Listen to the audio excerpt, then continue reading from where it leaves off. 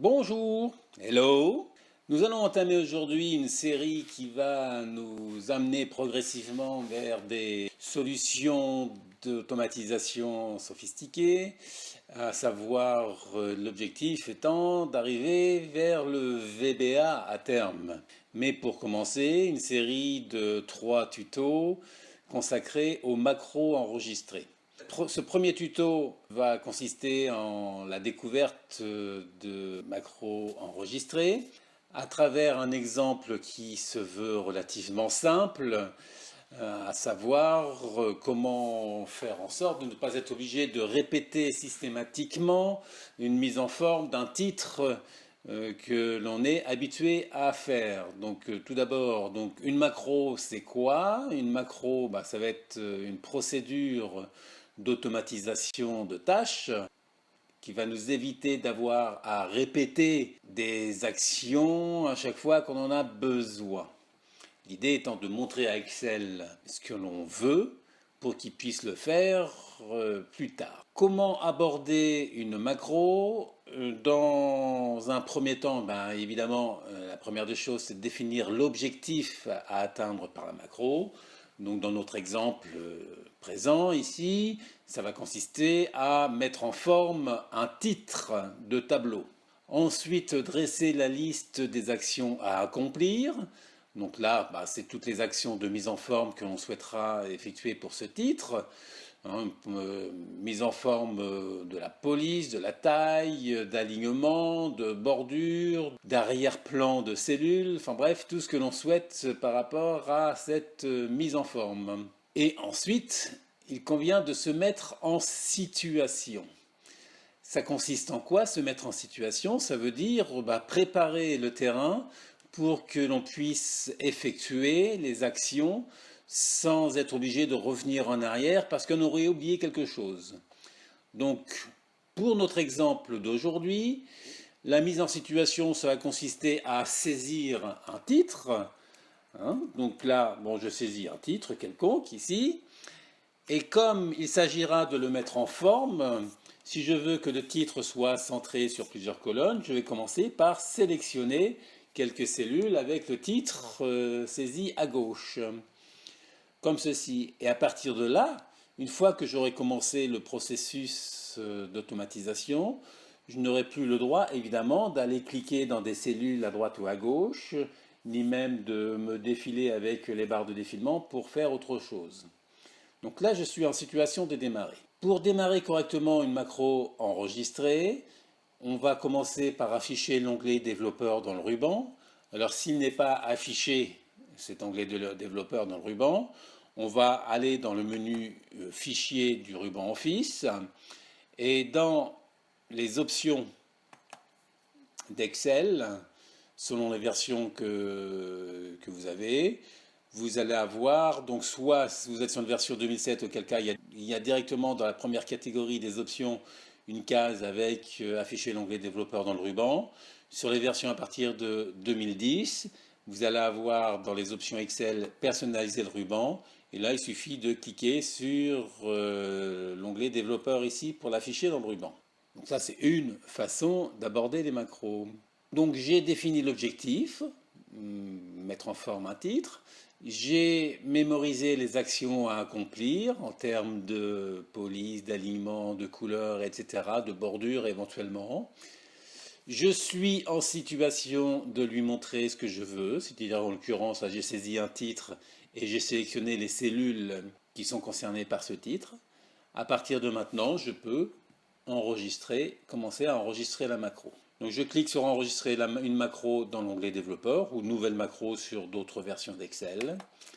Et là m'ouvre une boîte de dialogue dans laquelle je peux renseigner donc le nom de la macro. Comme pour les noms de cellules, on n'a pas le droit à certains caractères, c'est-à-dire on ne peut pas mettre d'espace, on ne peut pas mettre de caractères spéciaux. Donc on va partir de la convention suivante, on va s'autoriser des lettres et des chiffres éventuellement. Et si on veut vraiment séparer les mots qui constituent le nom de la macro, on va les séparer par le tiret bas. Ce qui n'est pas ma façon de procéder, mais qui est une façon tout à fait concevable. Donc ici, en l'occurrence, pour moi, c'est mise en forme d'un titre.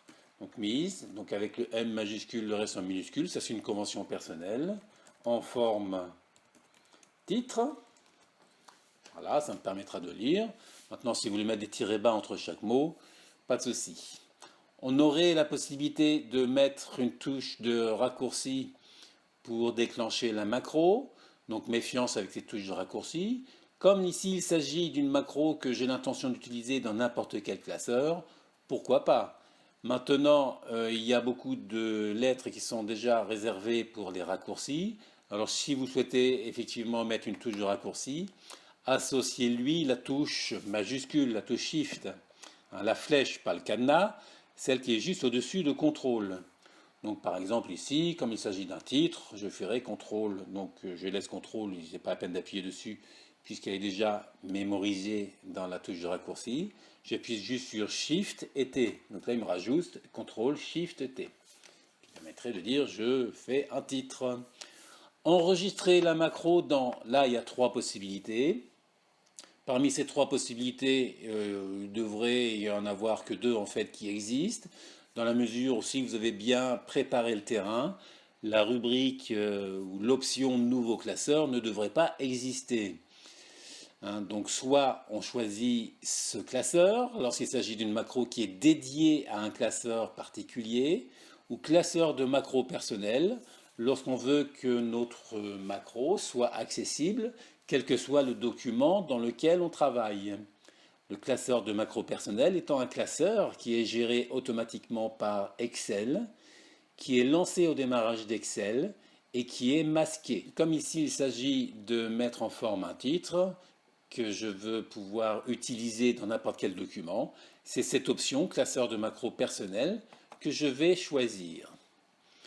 Il reste une zone description qui consiste à rajouter en quelque sorte un commentaire qui me permet de savoir ce que va faire la macro. Alors évidemment ici il s'agit d'un exemple simple, mais c'est bon de prendre l'habitude de commenter nos macros.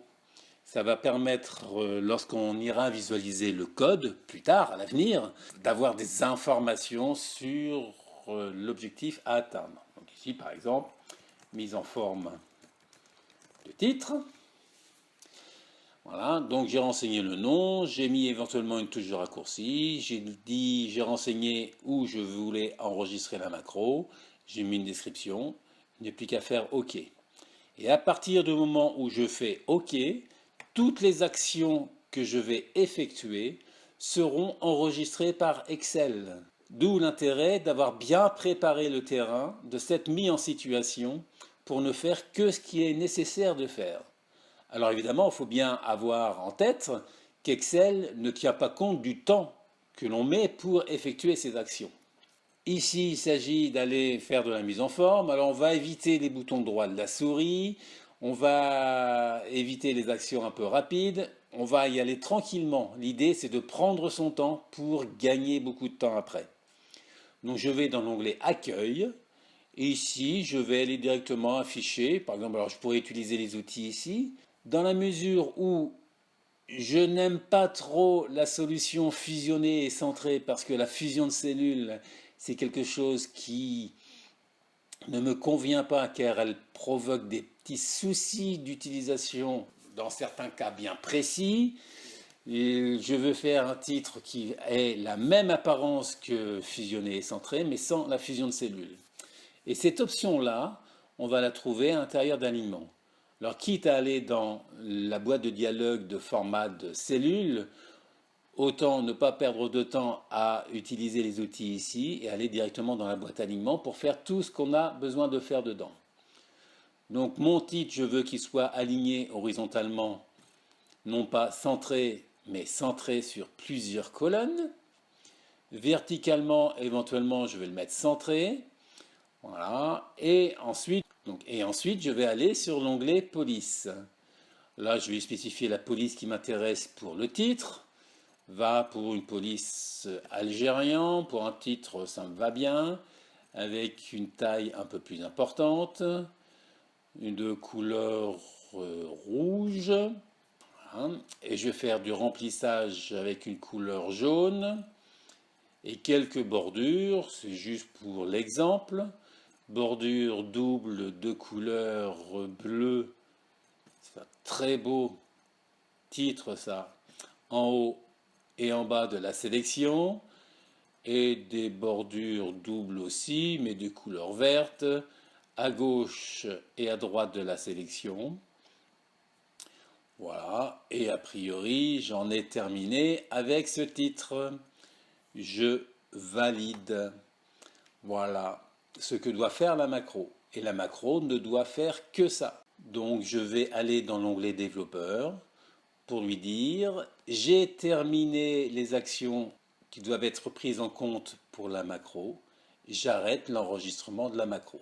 Donc par rapport, si je résume par rapport au processus, on a commencé par définir l'objectif, on a défini les actions à accomplir par la macro, on s'est mis en situation de lui montrer ce qu'il y a à faire, on a démarré l'enregistrement de la macro par intermédiaire de l'onglet développeur, nouvelle, enregistrer une macro, on a exécuté les actions à accomplir et nous avons arrêté l'enregistrement de la macro.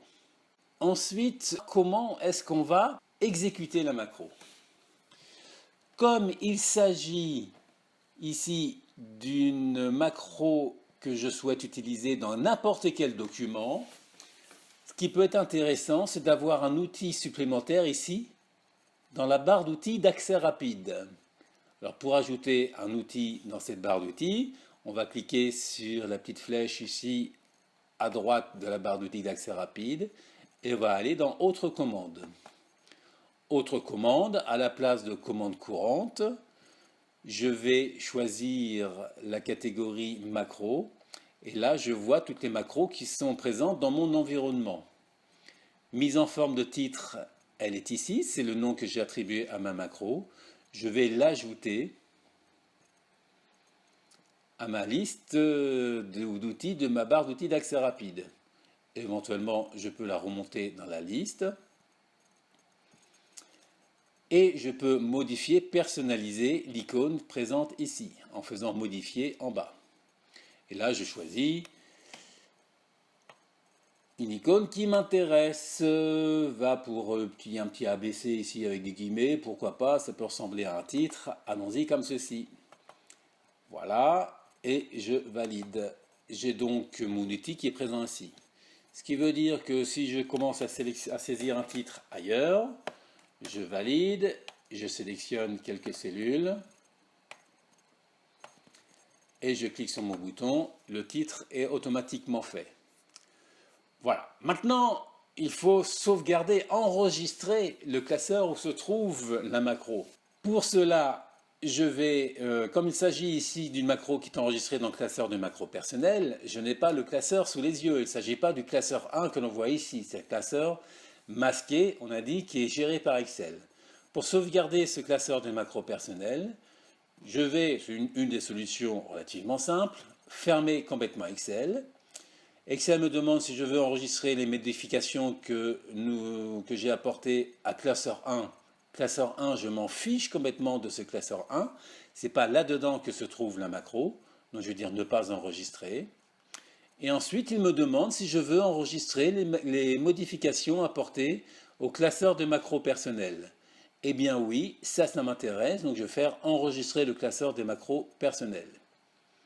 Excel est fermé. Je vais le redémarrer. Voilà. À partir de là, je peux utiliser n'importe quel document. Je vais aller chercher un document quelconque. Enfin, quelconque, j'ai en tête le document que j'ai envie d'utiliser. Va pour Exotype Excel. Fonction. Ouvrir. Voilà, parce que là-dedans, j'ai différents tableaux. Et j'aimerais bien éventuellement refaire tous les titres. Donc voilà, je sélectionne un titre, je clique sur mon bouton. Donc là, je suis en train de tester la macro. Voilà, mon titre est automatiquement refait. Je sélectionne ce titre-là. Voilà, ça veut dire qu'à partir de maintenant, je peux utiliser la macro dans n'importe quel document.